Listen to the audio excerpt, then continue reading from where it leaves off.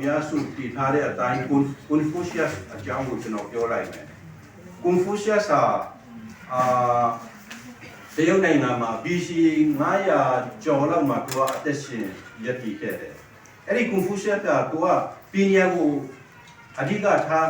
ပညာကိုလေးစားတယ်ပညာကိုမြတ်နိုးတယ်ပညာကိုရှာဖွေတယ်အဲ့ဒီတရုတ်ပြည်ကြီးအချိန်မှာဘယင်ကတရုတ်ပြည်ကြီးကမျိုးမင်းမျိုးတွေ၄၅ခုလောက်ရှိတယ်အုပ်ချုပ်တဲ့သူဒီကရက်ဒီလည်းရှိတယ်သူတို့က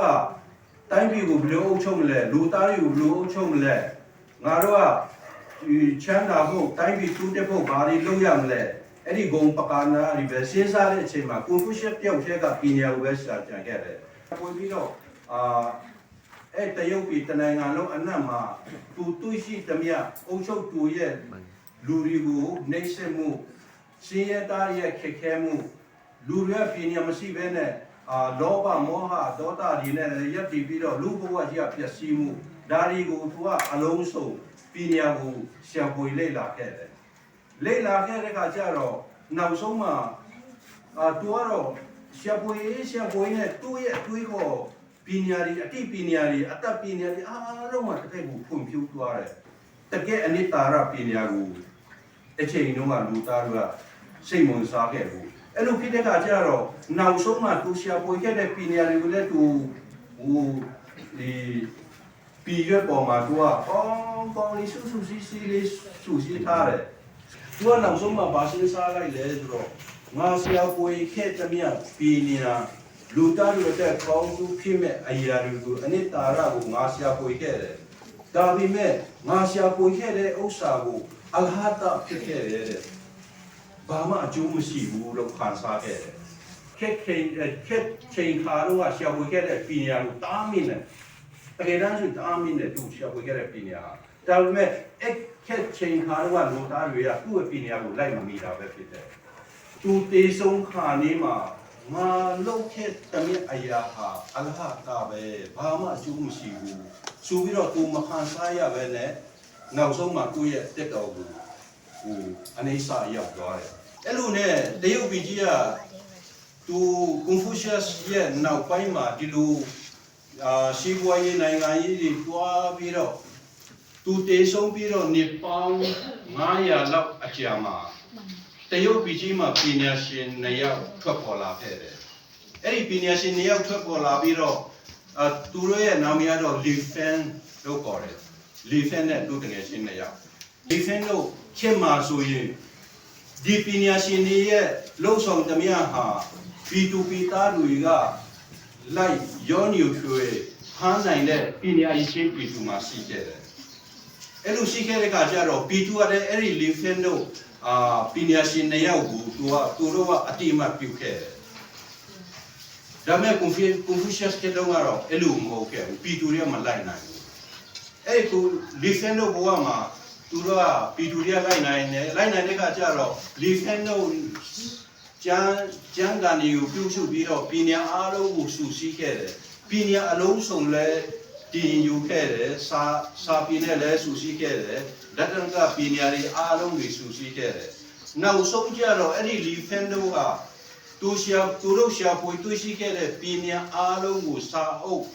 ပုံစံထုတ်ပြီးတော့တရုတ်ကရှင်းစားလိုက်တယ်ရှင်းစားလိုက်ကစာထုတ်မယ်လို့ပြောလိုက်တဲ့အခါကျတော့သူတို့စာထုတ်တဲ့အခါကျတော့သူတို့ရှာဖွေတွေ့ရှိခဲ့တဲ့ပညာရပ်တွေတက္ကသိုလ်ပညာတွေလူသားတွေအကျိုးပြုမဲ့ပညာတွေအားလုံးဘယင်အုပ်ချုပ်တဲ့ဧကရက်တွေကဘာကျင့်ဝတ်ကိုကျင့်ကြံရမလဲပြည်သူတွေကဘာကျင့်ဝတ်ကိုကျင့်ကြံရမလဲလူလောကကြီးကနေလွတ်မှုရှိအောင်တိုးတက်ဖွံ့ဖြိုးမှုရှိအောင်တာယာအောင်ဘယ်လိုဖြစ်ရမလဲဆိုတော့ပညာတွေကိုစုစည်းဖို့သူတို့ကကောင်းသူတို့တတ်တဲ့ပညာကိုပြန်ပြီးတော့သုံးသပ်ရှင်း creation လုပ်လိုက်တဲ့အခါကျတော့သူတို့ဘာတွေ့သွားလဲဆိုတော့ငါတို့ရှာဖွေတဲ့ပညာဟာလူခဲ့တဲ့နေပေါင်း900လောက်မှာ Confucius ဆိုတဲ့ပုဂ္ဂိုလ်ကြီးရှာဖွေဖြစ်တာဖြစ်တယ်ဆိုတာပြန်တွေ့လိုက်တယ်ငါတို့ရှာဖွေတဲ့ဥစ္စာဟာငါတို့ရှာဖွေတဲ့ပညာရဲ့ဘာသာရဲ့ဒီဟာလူလေပြီးတော့နေပေါင်း90လုံးက ခုနကျွန်တော်ပြောသွားတဲ့ Confucius ကြီးရဲ့ဆရာပွေပြီးတော့ဘာမှအတုံးမဝင်ဘူးငါကျိုးစားသမျှအလဟာတာဖြစ်တယ်ဆိုတဲ့ဥစ္စာတွေအဲ့ဒီနေပေါင်း900လောက်ကြာတဲ့ခါကျဒီလီဖန်တို့ကတွေ့သွားတဲ့ခါကျတော့ငါတို့ကပညာရှင်မဟုတ်ဘူးလူနေပြီးတော့အချိန်မှာပညာရှင်တယောက်ဒီမှာပေါ်ထွန်းခဲ့တယ်သူတီထွင်ပြီးတဲ့အရာတွေပဲဖြစ်နေတယ်ဆိုတော့ငါတို့ကတိုင်းတူပီတာတွေအားလုံးကငါတို့ပညာရှင်လို့သတ်မှတ်တယ်တကယ်ပညာရှင်ဟာConfucius ဖြစ်နေတယ်ဒီ Confucius ကိုတရုတ်ပြည်ကြီးမှာငါတို့လူနေပြီးတော့နေပေါင်း900လောက်ကနေပညာရှင်ကြီးငါတို့ရှိခဲ့ပြီးပြီငါတို့တရုတ်ပြည်ကြီးရဲ့ကွန်ပျူတာပုံလူသားမျိုးတွေစုရဲ့ရင်ချင်းတိမ်မွေတော်လူဘဝအတိုင်းအုပ်ချုပ်သူနဲ့အုပ်ချုပ်ခံကြားမှာဘယ်လိုအတိုင်းဝိုင်းနဲ့ငါတို့တရုတ်ပြည်ကြီးကိုကွန်ပျူတာတက်အောင်အတိပညာအသက်ပညာတွေနဲ့ရင်ချင်းတိမ်မွေတော်လို့လူလောကကြီးကိုတည်ဆောက်ဖို့ကနေပေါင်း900မှာငါတို့အရေးမဆိုင်တဲ့Confucius ကတွင်တင်ပေးထားပြီဆိုပြီးတော့အဲ့ဒီပညာရှင်တွေကတိုင်းသူပြည်သားကိုပြောလိုက်တယ်ဒီတရုတ်နိုင်ငံကြီးကConfuciusကိုသူ့ရဲ့ပညာကိုပြန်စဉ်းစားတယ်ပြန်သုံးသပ်တဲ့ခါကျတော့သူ့ရဲ့ရှာဖွေခဲ့တဲ့တက္ကသိုလ်ကြီးပညာတွေအားလုံးကိုတရုတ်ပြည်ကြီးအတွက်အင်မတန်မှအဖိုးဖြတ်လို့မရတဲ့ပညာကြီးဖြစ်နေတယ်သူ့ရဲ့နာမည်ကိုတတ်ပြီးတော့ဗိမာန်တွေကိုတည်ဆောက်တယ်ကျောင်းတော်ကြီးတွေကိုတည်ဆောက်တယ်အခုတနိုင်ငံလုံးကတရုတ်ပြည်ကြီးရဲ့ Confucianism ဆိုပြီးတော့တရုတ်ပြည်ကြီးရဲ့လမ်းပြပို့ဆောင်သူဖြစ်ခဲ့တယ်အဲ့လိုကျွန်တော်ပြောတဲ့အခါကျတော့တကယ်ပညာကိုမင်းတို့အာရုံစိုက်ပါလေးစားပါတင်ယူပါအလဟာတာဖြစ်တဲ့လောက်ခံယူပြီးမဲ့မင်းတို့ရှာဖွေခဲ့တဲ့ပညာအလဟာတာပဲတော့မှမဖြစ်ဘူးဒါပေမဲ့အချိန်ကိုကြာလာတဲ့အခါကျတရုတ်ပြည်ကြီးမှာပညာရှင်နှစ်ပါးထွက်လာတယ်လီဖန်တို့နှစ်ယောက်အဲ့ဒီပညာရှင်တွေကသူတို့ကို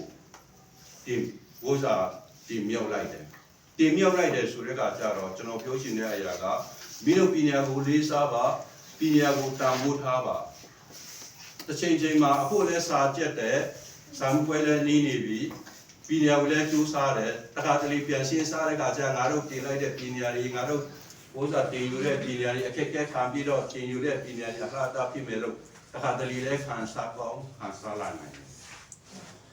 ဒါပေမဲ့အဲ့လိုလည်းConfuciusကခံစားခဲ့တယ်ကျွန်တော်ဆောလမုန်မင်းကြီးလည်းခံစားခဲ့တယ်ဒါပေမဲ့အဲ့ဒီပညာတွေကအဲ့ဒီအချိန်တုန်းကလူသားတွေကလိုက်မမြင်နိုင်ပြီမဲ့နောက်နေပေါင်း90မှာပညာရှင်ပေါ်ထွက်လာတဲ့ခါကျတော့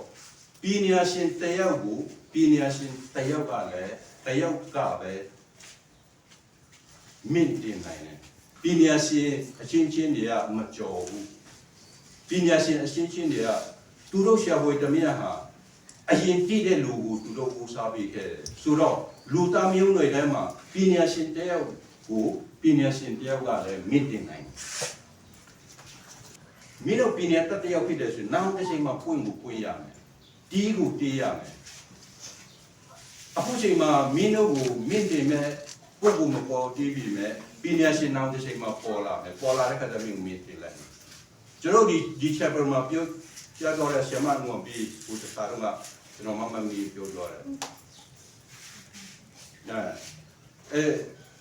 Tesla 1800ဝန်းကျင်မှာ Edison နဲ့သူကချက်ပြိုင်တယ်Edison ကအရင် company တွေထောင်ပြီးတော့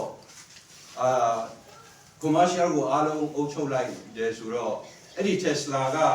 သူကအချိန်ကြရတဲ့သူပညာရှင်ပဲဒါမဲ့Edison ကdirect current ကိုပဲဦးစားပေးတယ် Tesla က AC ကိုတီထွင်လိုက်တယ်သူ့ချိန်လုံးကတီထွင်လိုက်တဲ့ transformer ဒီနဲ့ဒီလက်တိုင်ဒီတချို့တွေမလိုဘဲနဲ့တီးရင်ကိုလျှက်စစ်တဲ့ပူနိုင်တဲ့ပညာကို Tesla ရခဲ့တယ်ဒါပေမဲ့အဲ့ဒီ Edison ကအပြန်ဖြစ်လာတဲ့ခါကျတော့သူ့တပည့်လည်းဖြစ်တယ်နောက်ပြီးတော့ company အုပ်ချုပ်ရေးလည်းဖြစ်တယ်ဆိုတော့သူ့ပညာကိုချိုးနေလိုက်တော့Tesla ဆုံးသွားတဲ့ခါကျတော့ငါတို့ဘာနိနာချက်ဒီတိုင်းမော်တာတွေဆိုတာ Tesla တီထွင်လို့စားပဲEdison မို့ Edison ကမိတိပထမဆုံးပြီးနေတာအဲ့သူဆုံးသွားတဲ့ခါကျတော့ဘာဒီလောကကြီးမှာဘိုးစာအခုဖြစ်ထိနေပေါင်း200 300တွင်းမှာငါတို့ပြန်လဲရှာဖွေမရနဲ့ဒီကျူးမဲ့လျှက်စစ်ပူဆောင်ရေးကိုကျွန်တော်တို့ပူဖြစ်ထိမရနိုင်ကြတယ်ဒါပေမဲ့ဒီလိုမြို့တိတ်ချင်းနေပေါင်း300လောက်ခံရပြီမဲ့ပြည်နယ်ရဲ့အနိတ္တရဟာနောင်တစ်ချိန်မှာပို့လာမယ်ခုနကျွန်တော်ပြောတဲ့ပုံကဲတော့ကျွန်တော်အဲ့လိုစကားပြောခဲ့တယ်အဲ့လိုပုံစံမဲ့ Tesla ဟာအခုပညာရှင်တယောက်ကမိတင်ခဲ့တယ်ဘယ်လိုလဲဆိုတော့ Elon Musk ဖြစ်နေတယ် Elon Musk ကဘက်ထရီကားကိုထုတ်လုပ်လိုက်တယ် engine အစားထိုးဘက်ထရီကားကိုထုတ်လုပ်လိုက်တယ်နာမည်ကိုပါပြေးလိုက်လဲဆိုတော့ Tesla ကားလို့ပြေးလိုက်တယ်အဲ့လိုပုံစံလေးဆိုတော့နောက်တစ်ချိန်မှာအမြုပ်ခံလိုက်ရပြီမဲ့မိနုရှာပွေတဲ့ပြည်နယ်ဟာလောကကြီးမှာဖုံးပွေလို့မရဘူးမိနုကြိုးစားခဲ့တဲ့အရာတွေကလောကကြီးမှာဖုံးပွေလို့မရဘူးမိနုအတိပြည်နယ်အသက်ပြည်နယ်ဖြစ်တယ်ဆိုရင်လူသားတွေရဲ့မနာလိုမှုဘာတွေနဲ့မြို့တိတ်ပါစေနောက်တစ်ချိန်မှာပြည်နယ်ရှင်တယောက်လူကောင်းတယောက်ပွင့်လာမယ်အဲ့ဒီပြည်နယ်ရှင်ကမင်းကိုမိတ်နေမယ်မြုပ်လို့မရဘူးအဲ့လိုဆိုတော့ပညာရှိသူကိုပညာရှိတယောက်ကပဲမြင်တယ်မိကျင်စိတ်မရှိဘူးဆိုရင်ကိုကိုကိုတုံးတတ်ပါတာပါပဲတိတ်ခါရှိပညာကိုလေးစားပါမိကျင်စိတ်မရှိဘဲနဲ့ဖို့ယူလို့စားမဲ့လူမျိုးတွေဆိုတော့ဒါတော့ကိုကိုတိတ်ခါနဲ့ကိုပေါ့ကျွန်တော်တို့အခုဘာလဲဆိုတော့အိုင်စတိုင်း20ရာစုမှာကဘာဂျူဝင်နိုင်ခဲ့တဲ့အိုင်စတိုင်းသူကအဲ့ဒီဒုတိယကမ္ဘာစစ်ပြီးနောက်ပိုင်းမှာသူက US ကိုထွက်ပြီးတော့ဟီတလာရဲ့အုပ်ချုပ်မှုမလိုဘဲနဲ့ US ကိုထွက်ပြီးတော့ကဘာကြီးကလည်းသူ့ကိုပညာရှိလို့တတ်မှတ်တယ်နောက်တစ်ချိန်မှာဘိုးစာနိုင်ငံတနိုင်ငံကသူ့ကိုပညာရေးဟောကြားဖို့ပြောလိုက်တဲ့ခါကျတော့အဲ့ဒီအိုင်စတိုင်းကြီးကလည်းသူ့တပည့်ရဲ့စိတ်ကူးတွေ့ရခံရချက်ကိုတည်လိုက်တဲ့ခါကျတော့မင်းလည်းငါနောက်လိုက်တာအဟောက်တရား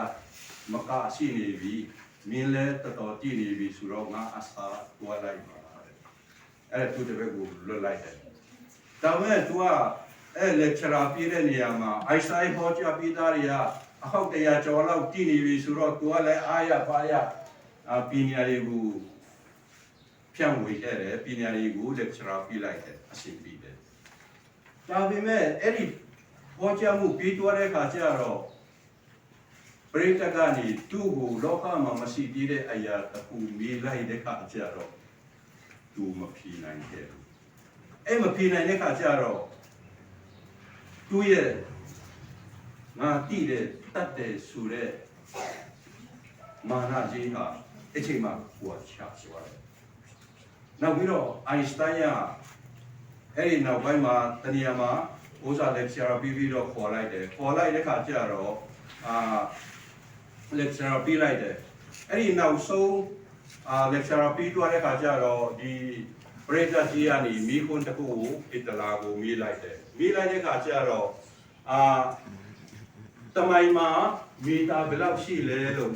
မေးလိုက်တဲ့ခါကျတော့ကမ္ဘာလောကကြီးပညာရှင်ကမတည်ခဲ့ဘူးတဲ့အလုံးမရဘူးတဲ့အဲ့ဒီမီဒီယာတမလည်းသူ့ကိုမင်းကပညာရှင်လို့ပြောတယ်ဒါတော့မတည်ဘူးတဲ့ပြန်ပြီးတော့လူထုထဲမှာသူ့ကိုအဖြစ်ဖြစ်ပြောလိုက်တယ်အိုက်ဆိုင်ရပါပြီပေါ့လေဆိုတော့မင်းမေးလိုက်တဲ့ဥစ္စာကဒီလောကကြီးထဲမှာစာအုပ်စာပေထဲမှာလည်းရှိတယ်မင်းတကယ်တည်ရှင်တယ်ဆိုရင်ငါတစ်ပြည်မှာခိုင်းတယ်ရင်းကိုပြေးလိုက်တယ်ဒါပေမဲ့ငါစဉ်းစားတဲ့အရာကတော့ဒီလောကမှာမရှိသေးတဲ့ဥစ္စာကြီးပါမင်းတို့ရှောက်ဖွေလို့မရတဲ့ဥစ္စာငါအောင်တော့ခဲမှာတကယ်လည်းအဲ့လိုပညာကိုလူချင်းတာလူသားရွယ်မင်းတို့တတ်တဲ့ပညာတွေဘယ်လိုပဲကြော်ဘယ်လိုပဲခနဲ့ဘယ်လိုမှကြော်လို့မရဘူးနောက်ပြီးတော့ကျွန်တော်ကျမ်းစာထဲမှာတစ်ခုထပ်ပြောလိုက်အောင်မယ်BC အကုန် ACS တခင်ယေရှုဟာတူနဲ့ပြောလိုက်မယ်ဖိလတ်ဘယင်းရဲ့ရှိမှာ တူကအစီစစ်ခံခဲ့တဲ့ခါကျတော့တခင်ယေရှုကရှင်အောင်ချင်းခါရတယ်ဘုရားချိန်နာ40လောက်လဲအကြိုက်ခံရတယ်ဆိုတော့ဆုပ်ပြက်ဘယစ်တရခုဘုရားအတူကြီးကိုလည်းသူကအဝတ်စားရအစုပ်ရင်းနဲ့ပိလတ်မင်းကြီးရှိမှသူကရက်လိုက်တဲ့ခါကျတော့ပိလတ်ကမင်းရဲ့လူမျိုးတွေကတပ်ဖို့ငါ့ကိုမေးပြီးလိုက်တယ်မင်းဂျောမနိုင်ငံတော်သူမင်းတော်လာခဲ့လားမင်းဘာလုပ်ခဲ့လဲငါမတော်လာဘူးလေဒီလောကကြီးရဲ့နိုင်ငံတော်ကငါမဆောင်ရွက်ခဲ့ဘူးလေ